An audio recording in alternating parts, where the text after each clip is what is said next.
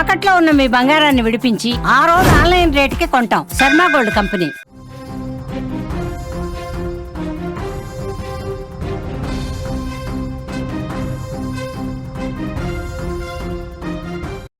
Breaking news చూస్తున్నాం.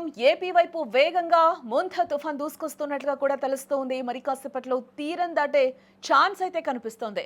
విశాఖకు దక్షిణంగా 250 కిలోమీటర్లు, కాకినాడకు ఆగ్నేయంగా 150 కిలోమీటర్లు, మచిలీపట్నానికి దక్షిణాగ్నేయంగా 70 కిలోమీటర్లు ఈ దూరంలో కేంద్రీకృతమై తుఫాన్ ఉన్నట్లుగా తెలుస్తుంది. తీరం దాటే సమయంలో గంటకు 90 నుంచి 110 కిలోమీటర్ల వేగంతో ఈదురుగాలులు వీచే అవకాశం కూడా ఇక్కడ కనిపిస్తోంది. దీని ప్రభావంతో అతి భారీ వర్షాలు కురిసే ఛాన్స్ ఎక్కువగా ఉంటుందని కూడా వాతావరణ శాఖ అధికారులు అయితే హెచ్చరికలను జారీ చేస్తున్నారు. ఏపీ వైపు అత్యంత వేగంగా దూసుకొస్తుంది మోంథా తుఫాన్. మోంథా తీవ్ర తుఫాన్ ప్రస్తుతం విశాఖకు దక్షిణంగా 250 కిలోమీటర్లు, అలాగే కాకినాడకు ఆగ్నేయంగా 150 కిలోమీటర్లు, మచిలీపట్నానికి దక్షిణాగ్నేయంగా 70 కిలోమీటర్ల దూరంలో కేంద్రీకృతమయ్యింది. గడిచిన 6 గంటల్లో 15 కిలోమీటర్ల వేగంతో కదులుతున్నట్లుగా కూడా వాతావరణ శాఖ తెలిపింది. ఇది ఉత్తర వాయవ్యంగా కదిలి ఇవాళ రాత్రికి కాకినాడ సమీపంలో తీరం దాటే అవకాశం ఉందని కూడా వాతావరణ శాఖ అధికారులు అంచనా వేస్తూ ఉన్నారు. ఈ తీరం దాటే సమయంలో గంటకు 90 నుంచి కూడా 110 కిలోమీటర్ల వేగంతో ఈదురుగాలులు వీచే అవకాశం ఖచ్చితంగా ఉంటుంది. ఈ నేపథ్యంలోనే వర్షాలు కూడా ఎక్కువగా కురుస్తాయని కూడా అధికారులు చెప్తూ ఉన్నారు. ఈ నేపథ్యంలో ప్రజలందరూ కూడా చాలా జాగ్రత్త వహించాలి అని చెప్తున్నారు.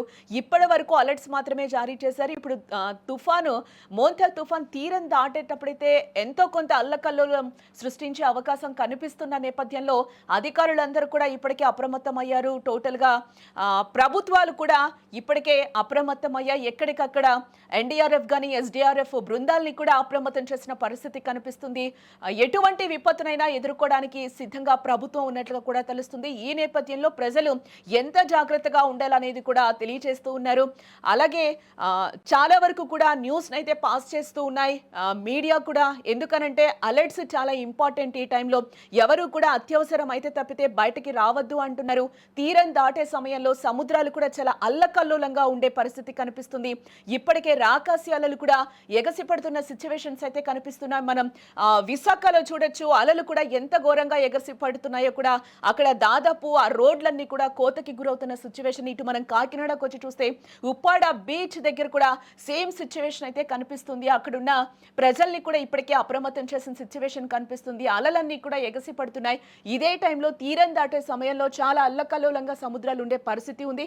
ఆ తర్వాత 24 అవర్స్ కూడా చాలా కఠినంగా ఉంటుంది. అది చాలా అవసరం. ఆ టైంలో చాలా జాగ్రత్తలు పాటించాలని కూడా అధికారులు చూస్తున్నారు. కంటిన్యూస్గా ఒక 24 అవర్స్ అయితే వర్షం కురిసే ఛాన్స్ ఉందని కూడా వాతావరణ శాఖ అధికారులు చెప్తున్న నేపథ్యంలో అలర్ట్స్ మాత్రం ఖచ్చితంగా పాటించాలి అని చెప్తున్నారు. ఇప్పటికే అన్ని ప్రభుత్వ యంత్రాంగం కూడా చాలా అప్రమత్తమైన నేపథ్యంలో ప్రతిదీ అన్ని అలర్ట్స్ జారీ చేస్తున్న నేపథ్యంలో ప్రజలు చాలా జాగ్రత్తగా ఉండాలి అని చెప్తున్నారు. ఆ టైంలో ఎవరు కూడా బయటకి రావద్దు అని చెప్తున్నారు. దీనికి సంబంధించి కూడా ఎప్పుడు మెడికల్ స్టోర్స్ ఏవైతే నిత్యావసరాలు ఉంటాయో మనకి ఎమర్జెన్సీ మాత్రం ఆ షాప్స్ ఓపెన్ ఉంటాయి, మిగతావి క్లోజ్ ఉంటాయని కూడా చెప్తూ ఉన్నారు. ఈ నేపథ్యంలో ఎప్పటికప్పుడు మంత్రులు కూడా సమీక్షలు చేస్తూ ఉన్నారు. ఎప్పటికప్పుడు అలర్ట్స్ జారీ చేస్తున్నారు. ఇక్కడ నుంచి ఇన్ఫర్మేషన్ కూడా తెలుసుకుంటూ ఉన్నారు. ఎక్కడికక్కడ సిబ్బందుల్ని ఏర్పాటు చేయడం జరిగింది. అక్కడ సిచ్యువేషన్స్ని కనుక్కుంటూ ఉన్నారు. సో ఈ నేపథ్యంలో ఆ తీర ప్రాంత వాసులు కూడా చాలా అలర్ట్గా ఉండాలి. కొన్ని ఇప్పుడు మన ఉప్పాడ బీచ్ దగ్గర చూస్తే కూడా అక్కడ కూడా చాలా వరకు మనకి రెడ్ అలర్ట్ జారీ చేసిన పరిస్థితి అయితే కనిపిస్తుంది. అక్కడ చాలా వరకు కూడా రోడ్లు కూడా నిత్యం వెళ్లే రోడ్లు కూడా కోతకు గురైన నేపథ్యంలోనే సాయంత్రం కూడా కొంచెం అల్లకల్లోలంగా ఉండే పరిస్థితి ఏర్పడుతుంది. ఈ నేపథ్యంలోనే చాలా జాగ్రత్తలు వహించాలి అని కూడా అధికారులు చెప్తూ ఉన్నారు.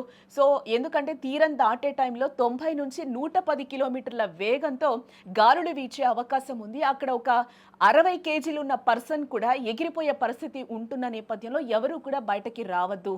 అత్యవసరమైతే తప్పితే బయటకి రావద్దు. మ్యాక్సిమం బయటకు రాకపోతేనే బెటరు అని చెప్తున్నారు. ఇదే నేపథ్యంలో చాలా ట్రైన్స్, బస్సులు కూడా సర్వీసెస్ కొన్ని చాలా వరకు కూడా రద్దు చేశారు. ఎమర్జెన్సీ ఉన్నా కూడా బెటర్గా నెక్స్ట్ వెళ్తే బెటర్ అని కూడా, ప్రయాణాలు కూడా చేయొద్దని చెప్పి కూడా అలర్ట్స్ జారీ చేస్తున్నారు. ఈ నేపథ్యంలో ఈ 24 అవర్స్ మాత్రం చాలా జాగ్రత్తగా ఉండాలి. వర్షాలు కొంచెం బీభత్సంగా కురిసే అవకాశం ఉంటుంది. అలాగే ఇంట్లో వెంటిలేటర్ కూడా మనం చూసుకుంటూ ఉండాలి. ఈ నేపథ్యంలోనే అక్కడ మొబైల్స్కి కూడా సెల్ ఫోన్ ఛార్జింగ్ పెట్టుకోవాలి అని చెప్తున్నారు. కొన్ని కంట్రోల్ రూమ్స్ని కూడా ఇప్పటికే ఏర్పాటు చేయడం కూడా జరిగింది. ఆ నెంబర్స్ కూడా కొన్ని ఇవ్వడం జరిగింది. ఏదైనా అత్యవసరమైతే సహాయక చర్యలు కావాలి అంటే కొన్ని నెంబర్స్ని కూడా ఇప్పటికే ప్రభుత్వాలు అలర్ట్స్ ఆ నెంబర్ని కూడా డిస్ప్లే చేయడం జరిగింది.